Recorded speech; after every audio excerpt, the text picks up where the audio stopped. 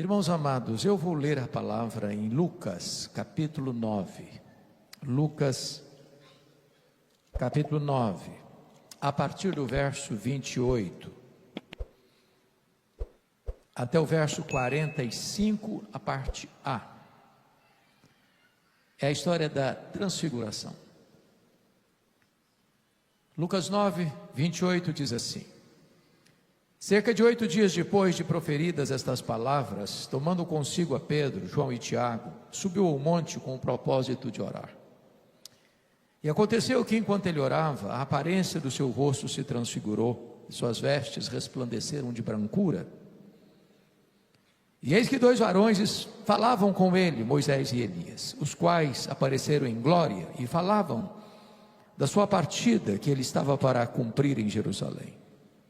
Pedro e seus companheiros achavam-se primidos de sono, mas conservando-se acordados, viram a sua glória e os 2 varões que estavam com ele.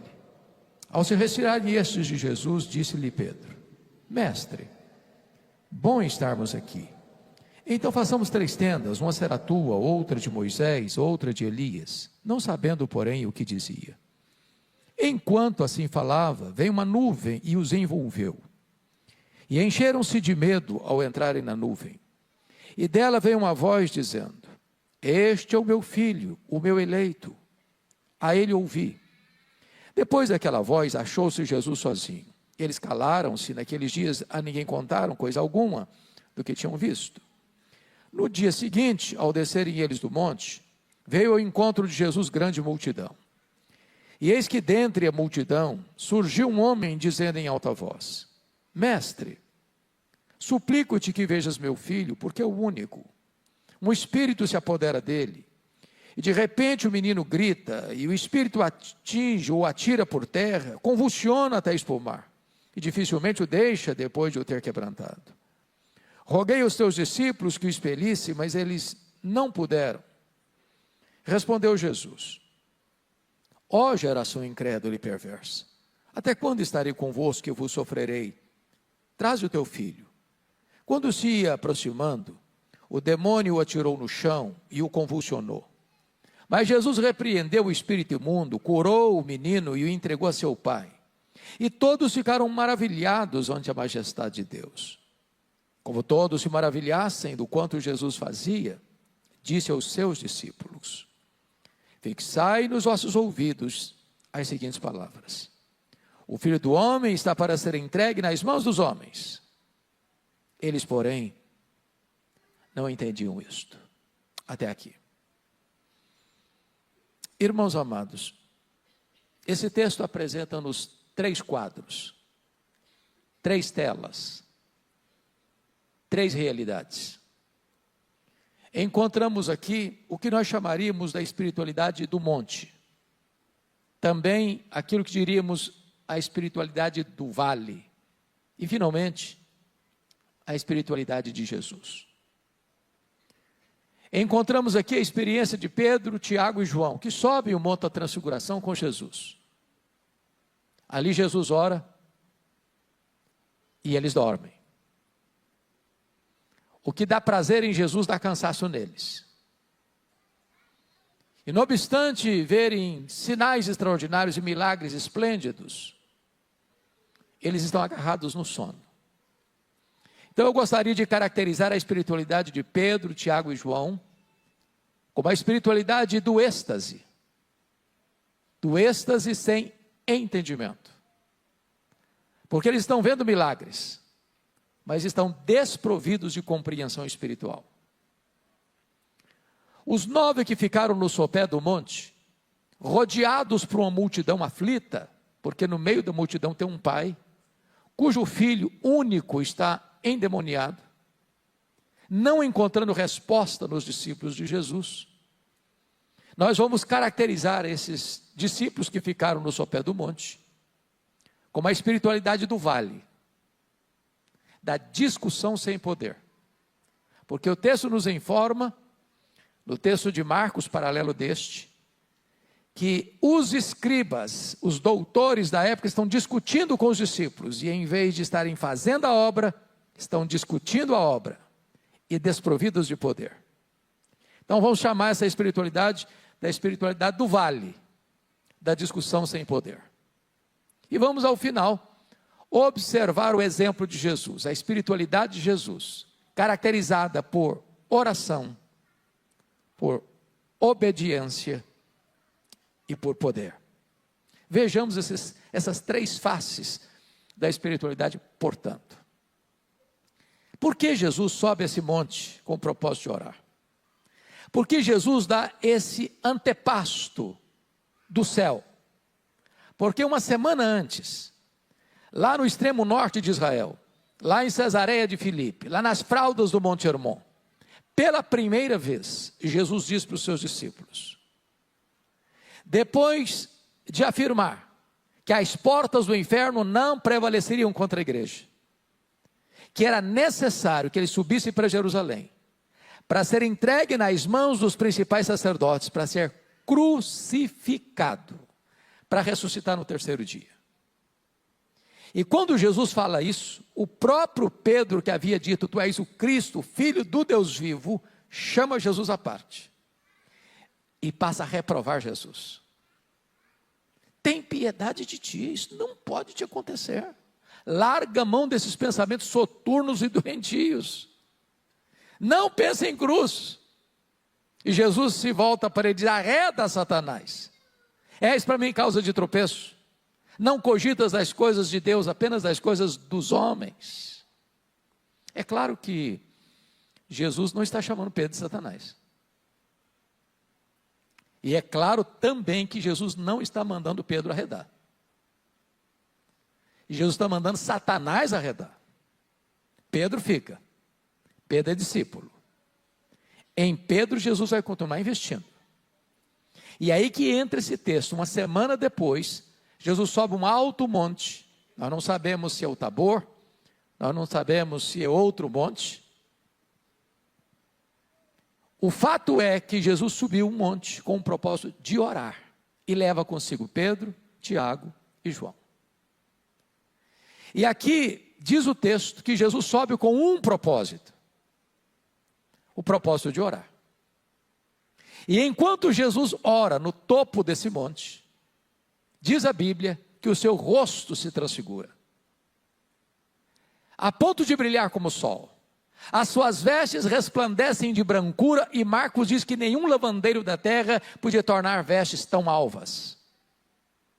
E diz a Escritura que enquanto Jesus está sendo transfigurado, aparecem em glória, conversando com Jesus, Moisés e Elias, os representantes da lei e dos profetas, conversando sobre a sua partida, versículo 31, e a palavra partida no grego é êxodos, em outras palavras, assim como o êxodo foi o momento histórico da libertação dos filhos de Israel de uma amarga e demorada escravidão, a nossa libertação ocorreu na cruz do Calvário. Ali foi o nosso êxodo. Porém, esses discípulos que sobem com Jesus, Pedro, Tiago e João, não oram, dormem. O que dá prazer em Jesus, dá cansaço neles. E ali no topo dessa montanha, eles veem 4 milagres insólitos, extraordinários. Primeiro milagre, Jesus é transfigurado na presença deles. O rosto de Jesus brilha como o sol.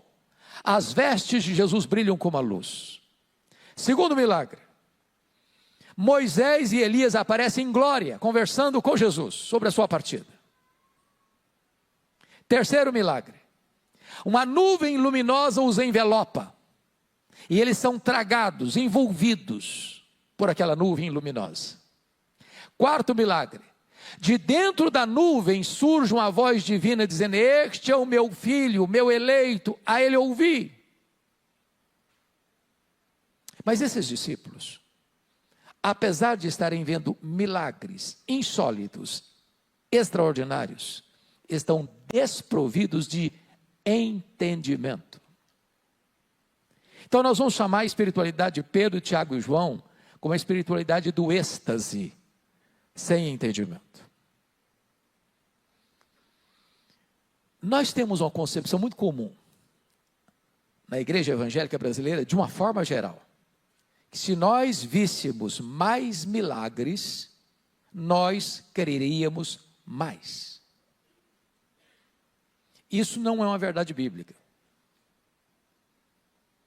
A fé não vem pelo milagre, a fé vem pelo ouvir, e ouvir a palavra de Deus. Está aqui representado nesse monte 3 gerações: a geração de Moisés, a geração de Elias e a geração dos apóstolos. Leia sua Bíblia e leia a história e você verá que essas foram as 3 gerações que mais viram milagres na história da humanidade. Ao mesmo tempo, essas são as 3 gerações mais incrédulas da história da humanidade. Aqueles 2 milhões de pessoas que saíram do Egito, diz a Bíblia, eram 600 mil homens de pé e de guerra, fora mulheres, crianças. Toda aquela geração, exceto 2 pessoas, Josué e Caleb, morreram no deserto. E a Bíblia diz em Hebreus que morreram por causa da incredulidade. Viram milagres, mas pereceram. A geração de Elias, vem o profetismo dos milagres, com Elias e Eliseu. E a nação está mergulhada na apostasia. Idem no período dos discípulos.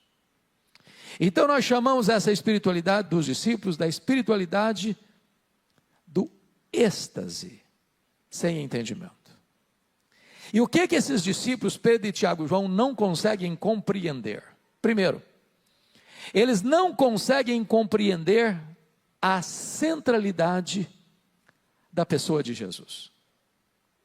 Diz a Bíblia que quando Jesus é transfigurado diante deles, o Pedro, que era um homem que tinha que falar, ainda que não estivesse entendendo o que estava falando. Você conhece gente assim? Que precisa falar. Então, o Pedro tem que falar. E quando ele vê Moisés e Elias em glória conversando com Jesus, diz: mestre, bom estarmos aqui, esse lugar é fenomenal, é fantástico, aqui é céu na terra, aqui é Shekinah, aqui é glória. Então nós vamos fazer o seguinte, ele toma a iniciativa, nós vamos fazer 3 tendas, uma será tua, outra vai ser de Moisés, outra de Elias. Diz o texto que ele não sabia o que estava falando.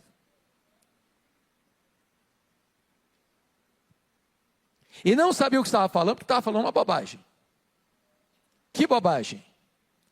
Ele está comparando e equiparando Jesus a Moisés, o representante da lei, e a Elias, o representante dos profetas. Mas Jesus não é apenas um grande homem, Jesus é o próprio Deus entre os homens. Ele é único, ele é singular, ele é incomparável, ele é o próprio Deus feito carne. É curioso que esses homens estão vendo milagres, mas estão desprovidos de discernimento espiritual. Nós estamos vivendo uma geração, irmãos, que corre atrás de milagres, até de milagres inexistentes. Nós estamos vivendo uma geração que pessoas fabricam milagres, maqueiam milagres, divulgam milagres que nunca aconteceram. Mas eu preciso lhe dizer que, embora Deus faça milagres, e nós cremos em milagres, e nós já experimentamos milagres, mas o milagre não é a essência do Evangelho de Cristo Jesus. É possível que as pessoas experimentem milagres e se percam eternamente. Mas notem, em segundo lugar, que esses discípulos estão vendo milagres, mas não apenas não discernem a centralidade da pessoa de Jesus, mas não discernem a centralidade da missão de Jesus. Porque quando Jesus desce desse monte e cura aquele menino endemoniado, diz o texto que todos se maravilhavam do quanto Jesus fazia. E então o verso 44 nos introduz uma fala que parece estar fora do contexto. Diante da admiração da multidão, inclusive dos discípulos, Jesus diz assim: fixai nos vossos ouvintes as seguintes palavras: o Filho do Homem vai ser entregue nas mãos dos homens. O que Jesus está fazendo aqui? Irmãos amados, como lá no passado, ainda hoje é assim. Quantas igrejas hoje se reúnem ou têm toda a sua atividade com propaganda de milagres? E o evangelho foi reduzido a milagres. Cultos inteiros, longos, só trata de milagres. Como se o milagre fosse a essência do evangelho. E quando Jesus veio e fez milagres, os fez com um propósito, com uma finalidade: de demonstrar que ele é o Messias. Mas que a sua, a minha, a nossa salvação não passa pelos milagres que Jesus operou. A sua, a minha, a nossa salvação passa pelo sacrifício que Jesus realizou na cruz do Calvário em nosso lugar. Por isso diz o texto, que diante, versículo 43, e todos ficaram maravilhados ante a majestade de Deus, como todos se maravilhassem do quanto Jesus fazia, disse aos seus discípulos. O que Jesus está fazendo aqui? Quando Jesus cura o menino endemoniado, devolve ao seu pai, há uma admiração, há um aplauso, há um reconhecimento do poder de Jesus. Estão empolgados com Jesus. Que maravilha, que milagre extraordinário, que coisa linda que ele fez, o menino está liberto. Aí Jesus deixa a multidão, se volta aos discípulos e diz: olha, preste atenção nisso, fixe os ouvidos no que eu vou falar. O Filho do Homem vai ser entregue nas mãos dos homens. Sabe o que ele está dizendo? Não pensem vocês que eu desci do céu apenas para fazer milagres. Não pensem vocês que eu desci do céu com a missão precípua de curar enfermos. Eu curo enfermos, eu liberto os cativos para provar uma coisa: eu sou o Salvador, eu sou o Redentor. Eu vim não apenas para resolver os seus problemas do aqui e do agora, eu vim não apenas para resolver os seus problemas terrenos, materiais e temporais, eu vim para morrer na cruz em favor de vocês, para dar a vocês a vida eterna. Essa é a minha missão. Então Jesus diz no verso 44 assim: fixai nos vossos ouvidos as seguintes palavras: o Filho do Homem está para ser entregue nas mãos dos homens. Em outras palavras, eu vim para morrer. Não se empolgue, porque a única solução para a sua vida, a única resposta para a sua vida, o único caminho de salvação para você é compreender que eu vim para morrer e morrer pelos seus pecados, para dar a você a vida eterna. Irmãos, uma pessoa poderia experimentar todos os milagres de Deus nessa vida: cura, libertação de vícios, rompimento de cadeias existenciais, sucesso em todas as áreas da vida, seja na área da saúde, seja na área financeira, e ainda assim perecer eternamente. Por isso a grande obra que Jesus veio fazer neste mundo foi morrer pelos nossos pecados, para nos dar a vida eterna. Você pode ser a pessoa mais culta de Cuiabá, você pode ser a pessoa mais rica de Cuiabá, você pode ser a pessoa mais famosa de Cuiabá, você pode ser a pessoa mais influente na sociedade de Cuiabá, e ainda assim perecer eternamente. Só Jesus, e só Jesus pode nos salvar e nos dar vida eterna.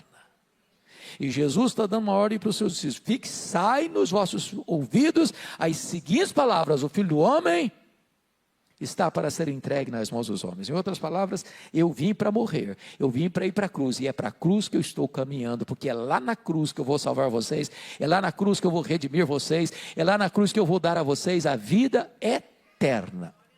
Agora veja o verso 45. Eles, porém, não entendiam isto. Sem discernimento espiritual. Então essa é a espiritualidade do monte, do êxtase sem entendimento. Eles estão vendo milagres, Eles estão vendo coisas espetaculares. Mas a mente deles, a compreensão deles está obtusa, confusa, sem discernimento espiritual. Mas aí, nós vamos descer do monte agora.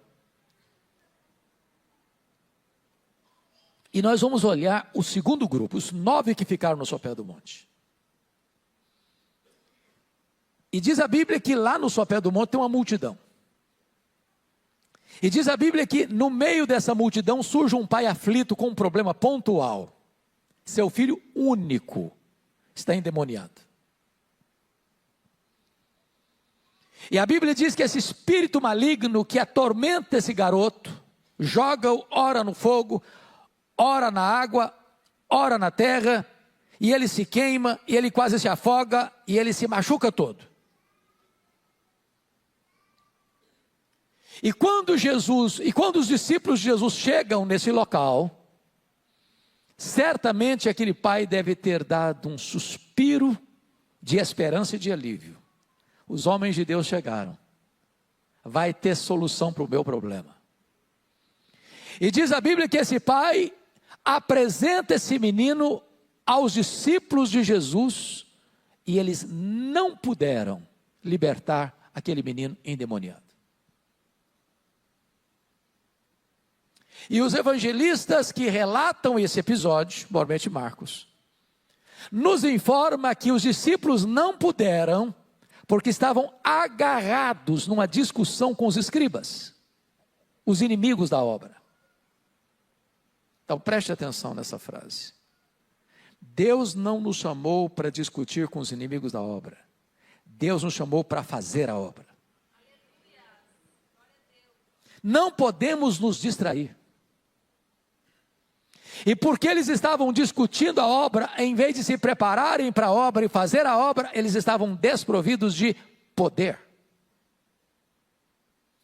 Porque mais tarde, quando Jesus desce do monte e encontra essa multidão desesperada com um problema pontual sem ser resolvido, o pai se queixou com Jesus: eu apresentei o meu filho aos teus discípulos, mas eles não puderam, estavam desprovidos de poder. E Jesus tem que soltar um gemido de dor: ó geração incrédula e perversa, até quando eu vos suportarei? Então eu vou chamar essa espiritualidade aqui, não do êxtase, sem entendimento do Pedro, Tiago e João no alto do monte. Eu vou chamar essa espiritualidade aqui da discussão sem poder. Irmãos, Deus não nos chamou para discutir a obra, Deus nos chamou para fazer a obra. Tem muita gente que só discute a obra, são teóricos da obra, são filósofos da obra, são aqueles que abrem correntes de pensamento, mas Deus não nos chamou para discutir, Deus nos chamou para fazer. E os discípulos estão discutindo, em vez de estarem trabalhando. E enquanto os discípulos discutem, o diabo age. Enquanto os discípulos perdem tempo com os inimigos da obra, o diabo está atormentando uma vida para destruí-la. Então preste atenção nisso. Não permita que o inimigo tire você do seu foco. Tem muitas coisas que nos distraem, e às vezes coisas boas.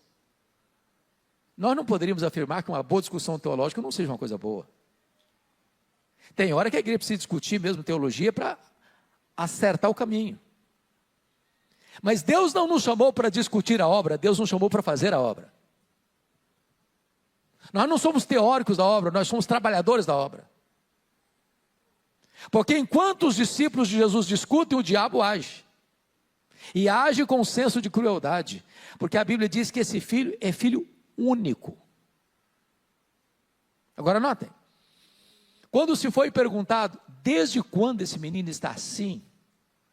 Qual foi a resposta? A resposta foi: esse menino está assim desde a sua infância. E a palavra infância no grego lá é brefos. E brefos descreve desde a vida intrauterina até a primeira infância. Sabe o que significa isso, irmãos? A mãe desse menino teve uma gravidez complicada. A gravidez dela foi uma gravidez esquisita. O bebê que estava no ventre dela já estava sendo possuído por um espírito maligno. Esse menino nasce e já transtorna a paz da família. Esse menino cresce e é um desespero familiar, porque ora o espírito entrava nele e jogava no fogo, ora o espírito entrava nele e pulava na água, ora o espírito entrava nele e se machucava todinho em terra. Esse menino estava todo desfigurado. É um tormento para a família. E o pai se queixa com Jesus: eu apresentei o meu filho aos teus discípulos e eles não puderam.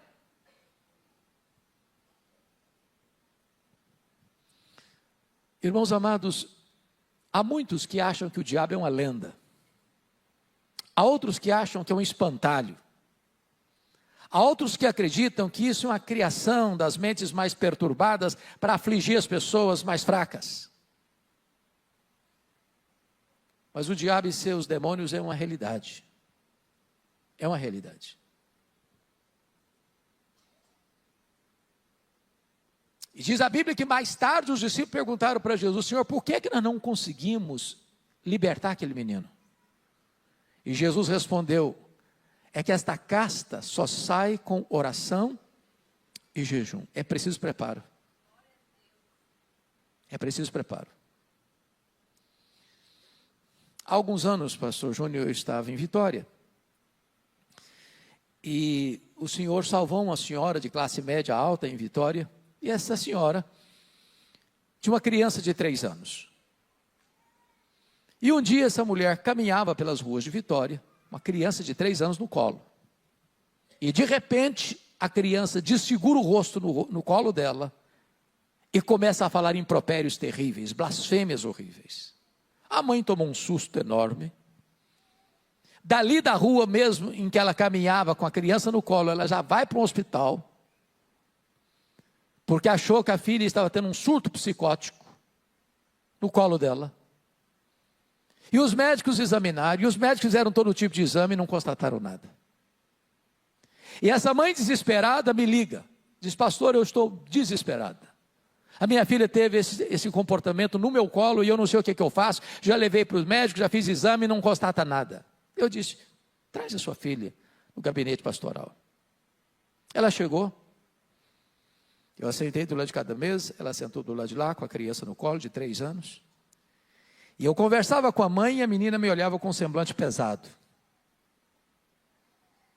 Quando eu falei do nome de Jesus, pastor Júnior, essa criança, tomada por espírito maligno, com 3 anos de idade, salta do colo da mãe e começa a serpentear no carpete do escritório pastoral como uma víbora, falando blasfêmias horríveis. Eu clamei pelo nome de Jesus. O Senhor libertou aquela criança. E eu perguntei: mamãe, me conta a história dessa criança. Ela me disse: pastor,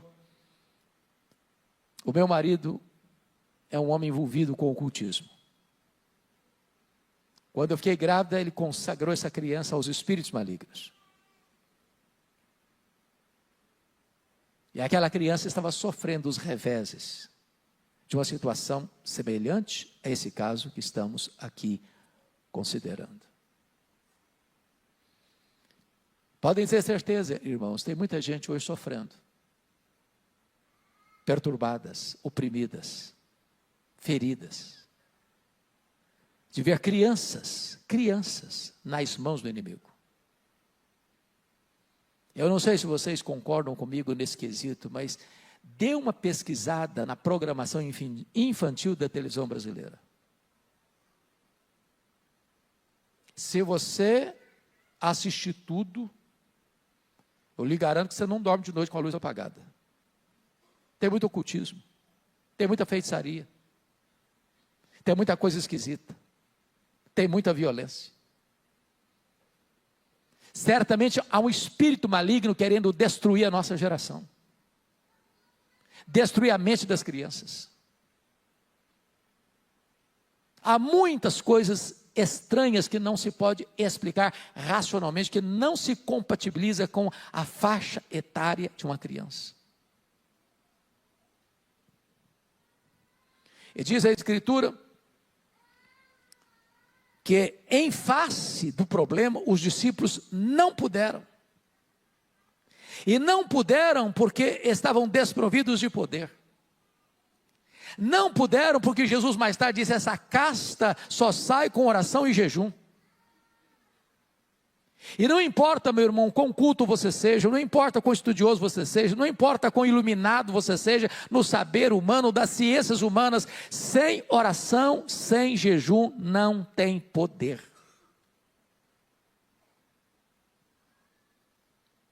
Precisamos de poder.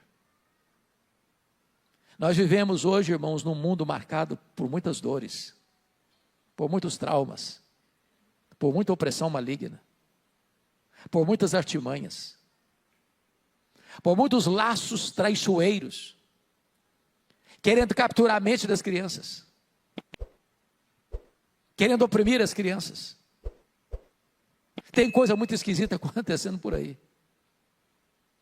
Eu estive recentemente num país, até próximo de nós, permita-me poupar a informação,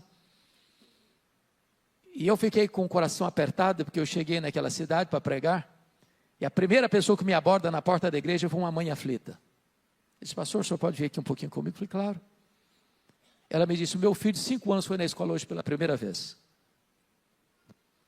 Eu falei, que bom que ele foi à escola pela primeira vez, é uma experiência linda, maravilhosa, é uma linda jornada que começa.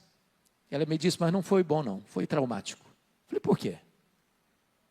Quando meu filho chegou na escola, o professor o pegou pelo braço, levou-o numa sala e fez a seguinte abordagem: você está vindo hoje pela primeira vez na escola, e você é quem decide se você quer ser um menino ou uma menina.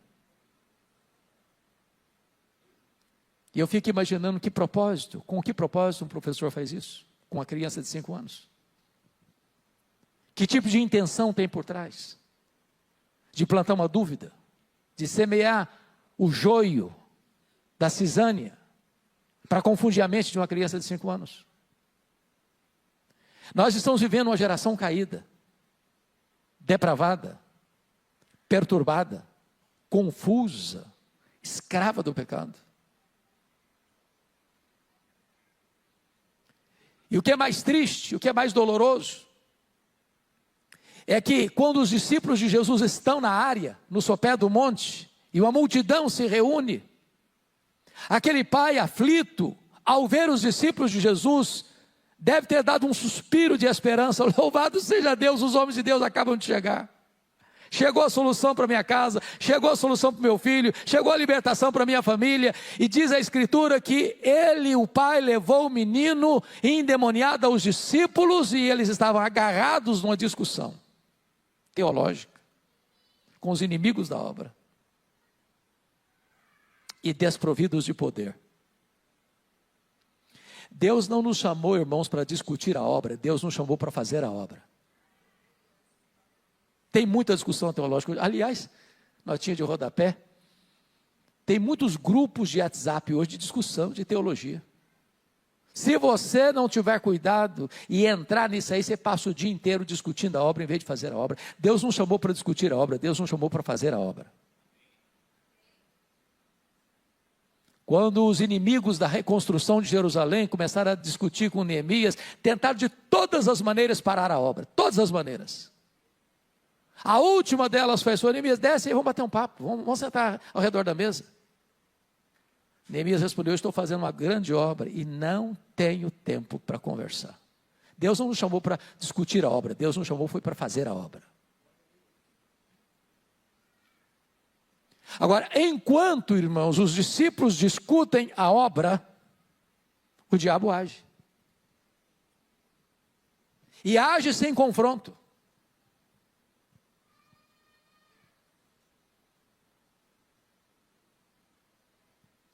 Às vezes, corre-se o risco da gente vir à igreja e voltar para casa, e vir à igreja e voltar para casa, semana após semana, mês após mês, ano após ano, e nos tornamos doutores de banco de igreja, mas não atravessamos a rua para libertar os cativos. Às vezes tem gente sangrando, gemendo, sofrendo à nossa volta. E nós nos contentamos em discutir a obra com os inimigos da obra, perdendo tempo. E quando aquele pai trouxe o menino, Jesus solta um gemido de dor: ó geração incrédula e perversa, até quando eu vos suportarei? Traz o teu filho. Então preste muita atenção nisso. Se a espiritualidade do monte é a espiritualidade do êxtase, tem entendimento? Que eles estão vendo milagres lá no monte. 4 milagres eles viram. Eles viram o rosto de Jesus resplandecer, as vestes de Jesus resplandecer. Eles viram Moisés e Elias em glória aparecendo, conversando com Jesus sobre a sua partida para Jerusalém. Eles viram a nuvem luminosa os envelopando naquele monte. Eles viram, meus amados irmãos, uma voz do céu dizendo: este é o meu filho, o meu eleito. Aí eu ouvi. Eles estão vendo milagres, mas estão desprovidos de entendimento. Mas os 9 que ficaram no sopé do monte estão agarrados numa discussão sem poder. Se você fizer uma análise da igreja brasileira, as pessoas estão mais discutindo a obra do que fazendo a obra. Deus não nos chamou para discutir a obra, Deus nos chamou para fazer a obra. Tem muitos teóricos. E Deus está chamando você para ação. Tem cativos que precisam ser libertos. Tem oprimidos que precisam receber libertação. E o Espírito Santo foi dado à igreja não para discutir a obra, o Espírito Santo foi dado à igreja para fazer a obra. Então, se a espiritualidade do monte é a espiritualidade do êxtase sem entendimento, a espiritualidade do vale é a espiritualidade da discussão sem poder. Eles estão discutindo a obra com os inimigos da obra, em vez de estarem fazendo a obra de Deus em tempo oportuno. Mas agora, gostaria que vocês olhassem comigo, não a espiritualidade do monte, do êxtase sem entendimento, não a espiritualidade do vale, da discussão sem poder. Eu gostaria que vocês olhassem comigo agora a espiritualidade de Jesus, porque ela é marcada por 3 coisas. A primeira coisa é a oração. Jesus subiu o monte para orar, e orou, e os discípulos se agarraram no sono. Nada cansa mais um crente carnal do que orar. Ele ora 2 minutos, o assunto já esgotou, e ele começa a agarrar no sono. Porque o que dá prazer para ele não é a comunhão com Deus.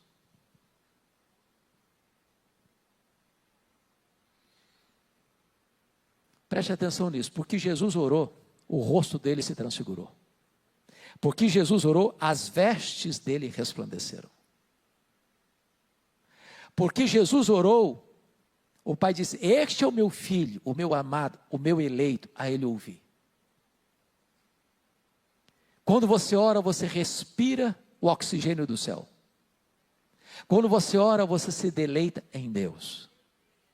Quando você ora, Deus equipa você para fazer a obra dele, porque não é por força, não é por poder, é pelo Espírito de Deus que a obra é feita.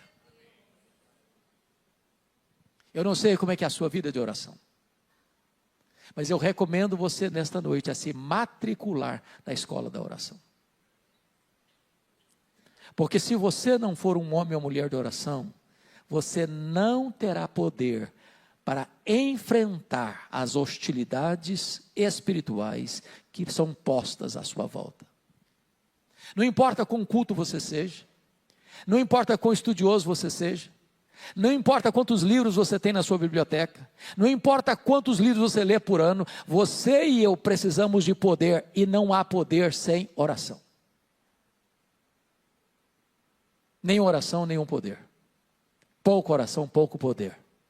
Muita oração, muito poder. Não precisa levantar a mão. Pergunta diagnóstica: como está a sua vida de oração?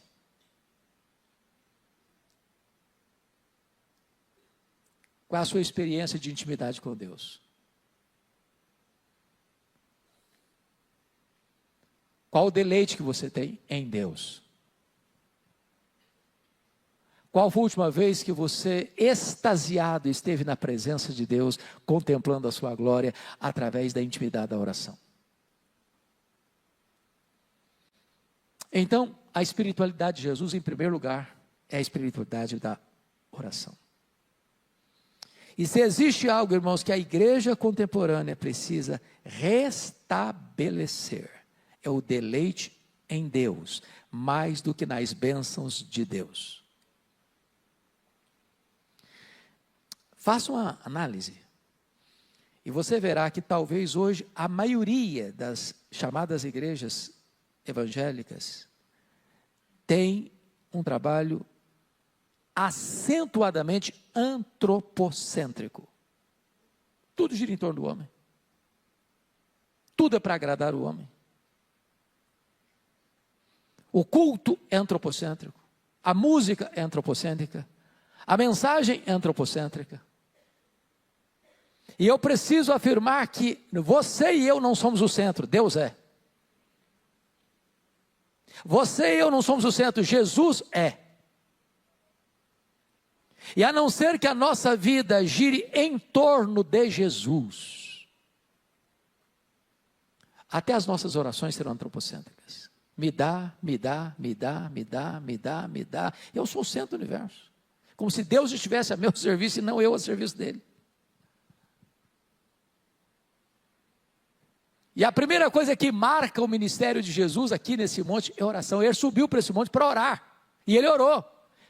E porque ele orou, o rosto dele se transfigurou. Porque ele orou, as vestes dele resplandeceram de brancura. Mas os discípulos de Jesus estão agarrados no sono. Porque se você não tem uma dívida de intimidade com Deus, orar cansa você, dá cansaço em você, dá sono em você. Você ora 2 minutos e não tem mais assunto e começa a agarrar no sono. Mas a oração é o deleite. Oração é o oxigênio da alma, é o respiro da alma. Por isso Jesus ora e como consequência, ele é transfigurado. O rosto brilha, as vestes brilham. A glória de Deus desce sobre ele. A segunda marca da espiritualidade de Jesus não é apenas oração, é também obediência. Porque quando ele desce desse monte, diz a Escritura que lá no vale, no sopé do monte, tem uma multidão aflita. Um pai desesperado. Os discípulos de Jesus fora de foco, discutindo a obra em vez de fazer a obra. E então diz a Bíblia que esse pai aflito chega para Jesus com uma queixa. Eu apresentei o meu filho aos teus discípulos e eles não puderam. E Jesus solta um gemido de dor. Ó geração incrédula e perversa, até quando vos suportarei? Agora preste atenção. Se não tem poder em nossa vida, não é por falta de poder. É porque nós não estamos buscando este poder. Nós podemos viver numa usina de poder e ao mesmo tempo viver uma vida de fraqueza espiritual. Não porque não tenha poder, porque nós não estamos nos apropriando deste poder.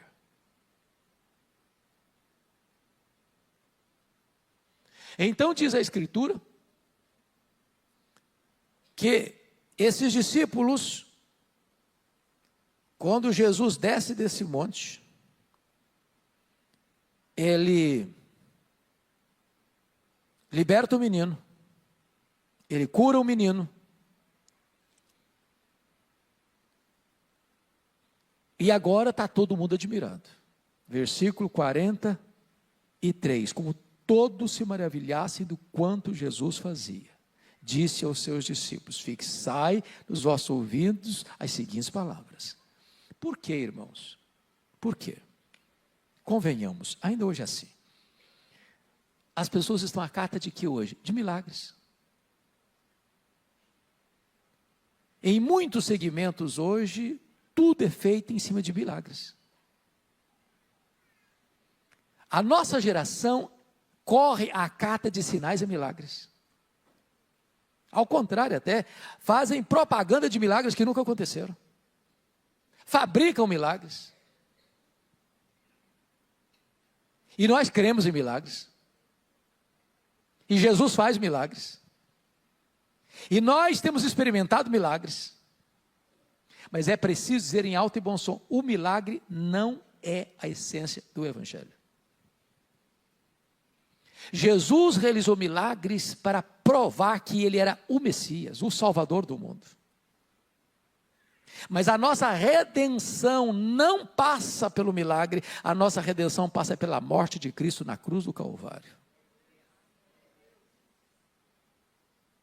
É por isso que quando Jesus opera esse milagre de libertar esse menino e de devolver esse menino ao seu pai, todos ficaram maravilhados do quanto ele fazia, todos quantos, até os discípulos de Jesus, estão encantados, isso aqui que é maravilhoso. Aí Jesus se volta para eles e diz assim, olha, fixai nos vossos ouvidos as seguintes palavras, o Filho do Homem vai ser entregue nas mãos dos homens. Sabe o que ele está dizendo, trocando em miúdos?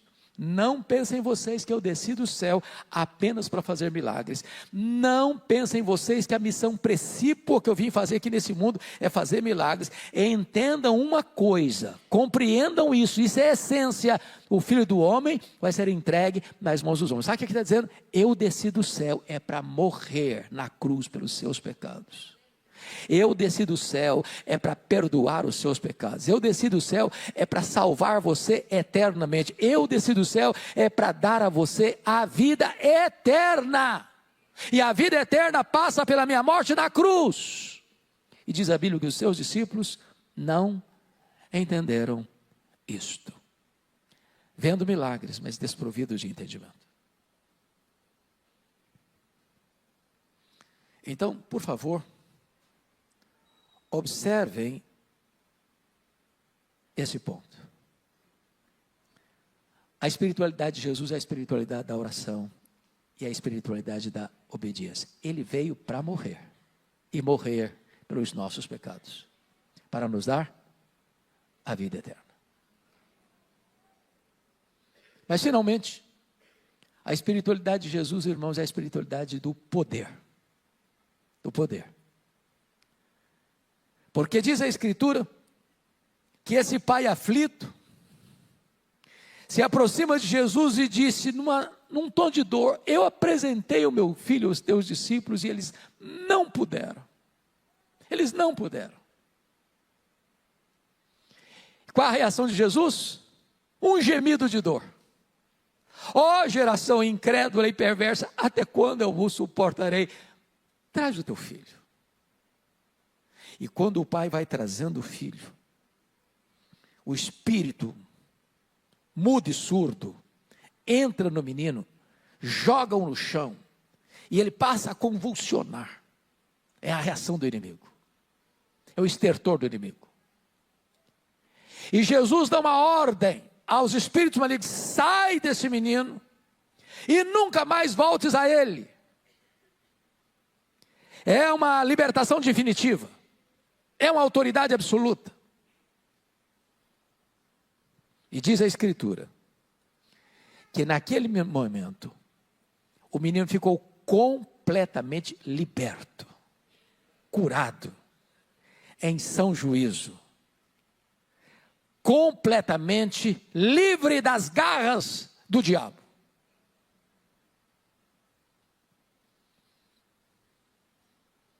Mais tarde os discípulos perguntaram para Jesus, e o Senhor, conta para nós, por que é que nós não conseguimos libertar aquele menino? Jesus respondeu, esta casta só sai com oração e jejum. Há níveis de batalha espiritual mais resistentes do que outras. E nós, irmãos, somos guerreiros de Deus, que precisamos estar preparados, equipados e revestidos com o poder do Espírito Santo, para destruir fortalezas e anular sofismas. Os cativos precisam ser libertos. Quando um crente está sem poder, ele produz um gemido de dor no coração de Jesus. Ó geração incrédula e perversa, até quando eu vos suportarei? Jesus, traz o teu filho. E o menino ficou liberto. E a escravidão acabou. E o inimigo foi derrotado. E a glória de Deus se manifestou. E aquele pai voltou para casa livre com seu filho, liberto para a glória de Deus. Jesus está aqui nesta tarde, nesta noite. E Ele é o libertador. Eu não sei quanto tempo você tem sido, talvez, oprimido pelo inimigo, mas Jesus chega aqui nesta tarde, nesta noite, para libertar os cativos e trazer vida e vida em abundância. Eu estava, pastor Júnior, pregando em Recife, na formatura do seminário, um culto lindo, muitos jovens formando,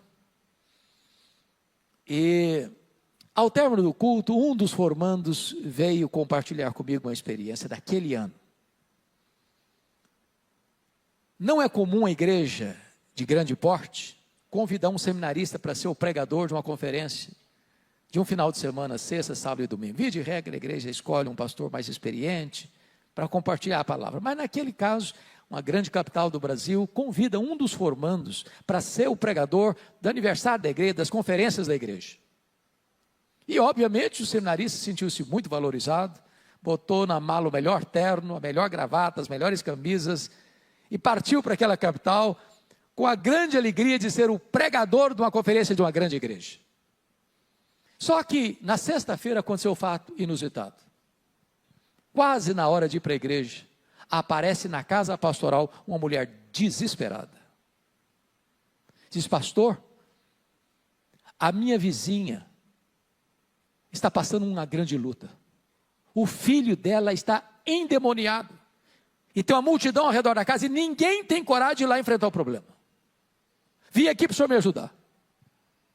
O pastor da igreja, muito calmamente, disse: minha irmã, que coisa interessante. Acaba de chegar de Recife, onde ficava o seminário, um santo homem de Deus, preparado para essa tarefa. O seminarista começou a tremer as pernas. E começou a gaguejar. Eu só vim avisar o senhor que eu estou indo embora, eu não vou lá não. Eu nunca tinha enfrentado uma situação dessa. O pastor não deixou não, agarrou o cara pela mão, um homem quase 2 metros de altura. E foi caminhando com ele para o meio da rua, e de longe já escutava os gritos alucinados daquela moça, daquela mulher endemoniada dentro de casa. Quando chega em frente à casa, uma multidão apavorada. Ninguém com coragem de enfrentar o problema. O pastor olhou para o seminarista olhou para o chão. E o pastor disse: seminarista, o caso é todo seu, pode entrar na casa.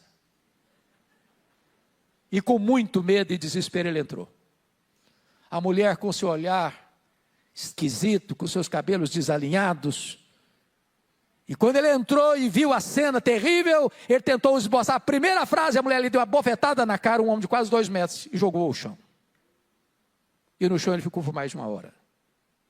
Caído, nocauteado, vencido, envergonhado. E a mulher endemoniada, rodeando o corpo dele no chão, bufando um espírito maligno e terrível. Esse moço, pastor Júnior, que acabava de se formar, eu acabava de pregar na formatura dele, abraçado comigo e chorando, molhando o meu paletó, diz que naquele dia, um filme passou na sua cabeça, caído ao chão, humilhado, percebeu quão fraco ele estava, quão despreparado ele estava, quão vulnerável ele estava, com tanto conhecimento, com tanta teologia na cabeça, mas totalmente desprovidos de poder. E naquela circunstância de humilhação e vergonha, de repente ele começa a fazer como Sansão, agarrado nas colunas, e começou a orar em voz baixa: meu Deus, eu sou teu servo, restabelece minha autoridade, restabelece meu poder, não me deixe envergonhado, não me permita passar por esta vergonha. E quando ele está orando assim, a mulher caiu, a mulher endemoniada, e quando ela caiu, ele se levantou. que diante de Deus humildade, mas diante do diabo autoridade. Ele se levantou e deu ordens ao espírito maligno para sair daquela mulher, e ela ficou liberta. Ficou liberta. E ele se levantou.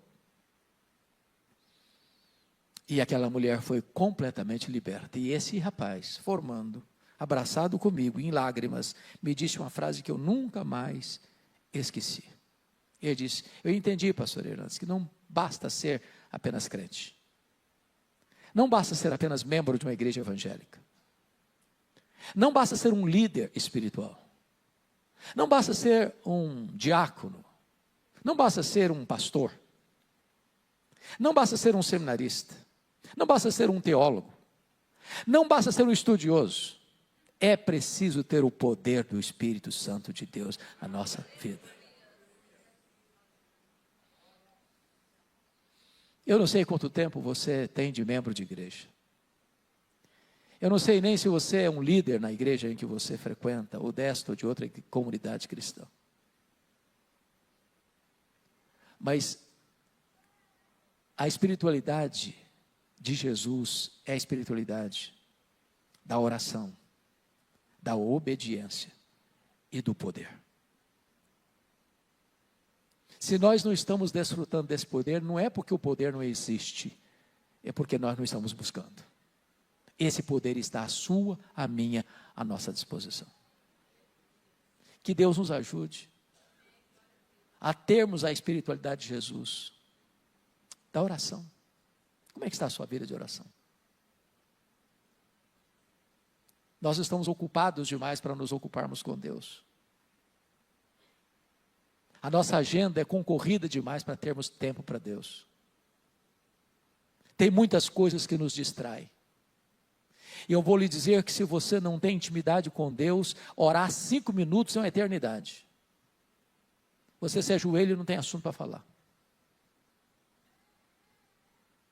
Mas Deus quer nos dar, irmãos, a bênção de nos matricularmos na escola de oração e nos deleitarmos em Deus, mais do que nas bênçãos de Deus.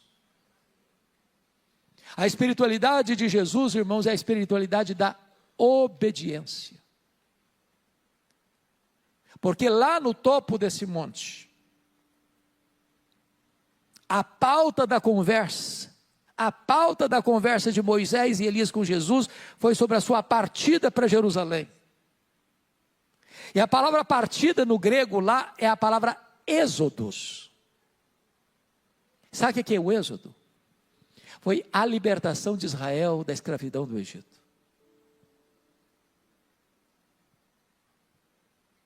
Eu quero dizer para você que o projeto de Deus para você e para mim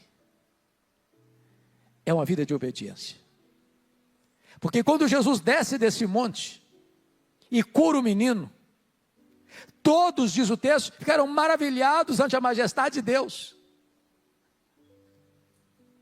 E Jesus então, percebendo que os discípulos embarcavam na canoa furada, de olhar para ele apenas como operador de milagres, não como salvador do mundo, no verso 44 diz assim: fixai nos vossos ouvidos as seguintes palavras: o Filho do Homem vai ser entregue nas mãos dos homens. Em outras palavras, não pensem vocês que eu desci do céu para fazer apenas milagres, não pensem vocês que eu desci do céu apenas para fazer maravilhas aqui. Saibam disso, entendam isso, eu vim do céu para morrer pelos seus pecados, porque é lá na cruz que eu vou libertar vocês, é lá na cruz que eu vou quebrar as algemas de vocês, é lá na cruz que eu vou dar para vocês eterna redenção.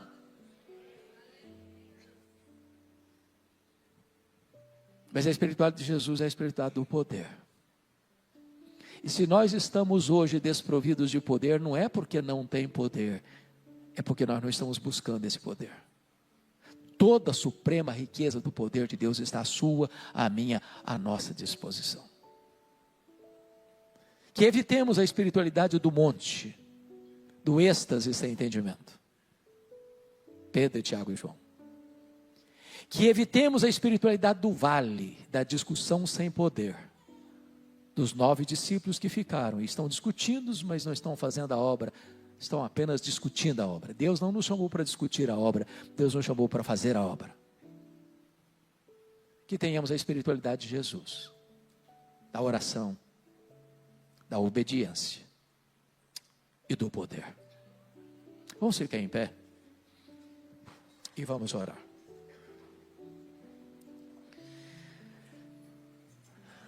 Senhor querido, aqui está a tua igreja, aqui está o teu povo. Povo a quem tu amas, por quem Cristo morreu.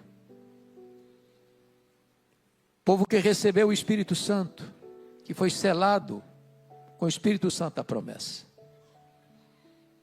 Tu conheces cada pessoa que está aqui, tu conheces cada pessoa que está conectada conosco nesta noite. Ah, Senhor, nós não queremos apenas ter êxtases sem compreensão. Nós não queremos apenas discutir a obra, em vez de fazermos a obra. Nós queremos revestimento, Deus. Nós queremos fazer a tua obra. Então nos matricule nesta noite na escola da oração. Dá-nos um senso mais profundo, Deus, de obediência ao teu propósito, ao teu projeto. E reveste-nos com o poder do Espírito Santo. Não queremos viver uma vida fraca, minguada, insossa, fraca. Reveste-nos com o poder do teu Espírito, Senhor. Para que confrontemos as forças das trevas. Para que vivamos uma vida maiúscula e superlativa. Para que vivamos, Deus, para libertar os cativos e trazer glória ao teu nome. Gratidão por esta noite, gratidão por esta igreja, gratidão pelo teu povo aqui reunido. Oramos em nome de Jesus. Aleluia. Amém. Deus abençoe, queridos.